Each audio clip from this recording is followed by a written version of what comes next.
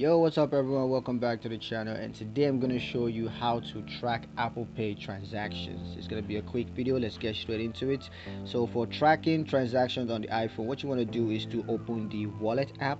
So you got to find the wallet app on your iPhone and then open that up, and then you want to tap on a card. So just select the card that you want to view transactions for, and then view a list of recent transactions made with the selected card. And then of course you can just use the filter option to view transactions by dates, amount, or category. Now for tracking transactions on Apple Watch, you can do that by opening the wallet app and then find the wallet app on your Apple Watch and open that up. Then you want to scroll down to transactions. That's going to bring you a list of recent transactions made with the selected card, and then you want to view more details about the transactions, and that's going to include the dates, the amounts, and the merchants.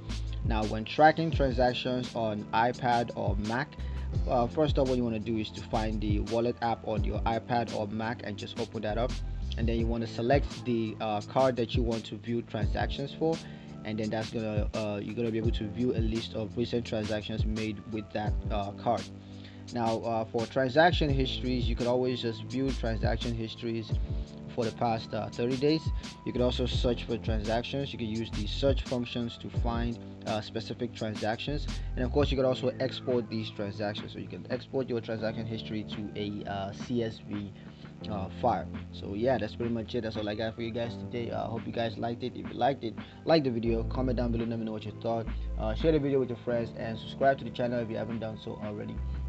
Thank you guys for watching, and I'll catch you in the next one. Peace.